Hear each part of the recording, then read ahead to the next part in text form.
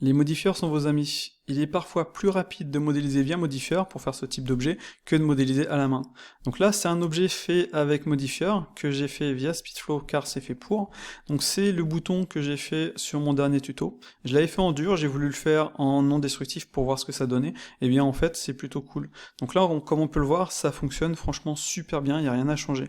Si on check, eh bien cet élément-ci n'est qu'une suite d'edge avec différents modifieurs comme ceci. Vous voyez, je vais avoir celui-ci avec un arrêt circulaire qui va me permettre d'ajouter les petites ailettes, et je vais avoir celui-ci qui va me permettre de découper l'ensemble ici pour avoir un truc bien droit et ensuite pouvoir ajouter. En gros, il y a plein de techniques pour avoir quelque chose de clean.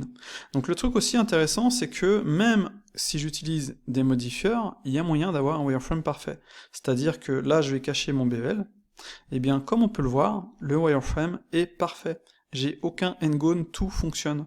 J'utilise un weld modifier, hop, ici, qui me permet, vous voyez, de connecter les différents points pour avoir quelque chose de plutôt clean. Je vais recommencer ça. Si je raffiche mon bevel, je vais avoir ceci. Et donc, je peux l'utiliser tel quel. On l'a vu, ça fonctionne parfaitement. Mais si par exemple, vous voulez finaliser la pièce, parce que vous avez besoin de finaliser la pièce pour faire d'autres choses, etc., eh bien, c'est relativement simple. Sur le bevel, je vais passer à 2 segments. Je vais donc avoir, vous voyez, ceci. Je vais pouvoir connecter ce point-ci à celui-ci, à celui-là. Comme ça, là, j'aurai en fait 2 faces au lieu d'un n-gone. Je pourrais ajouter un loop en bas et faire la même chose pour cleaner l'ensemble.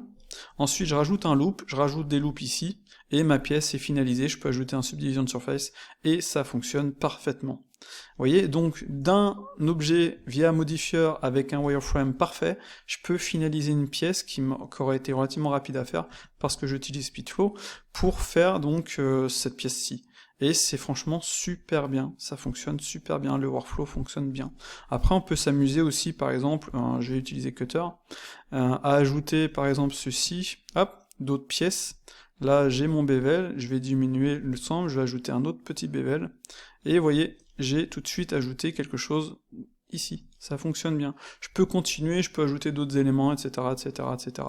Donc c'est un workflow qui fonctionne bien, j'ai quelque chose de clean, je peux faire différentes variantes, je peux modéliser absolument ce que je veux, et c'est plutôt cool. Donc voilà, je vous laisse là et j'espère que ça vous aura plu.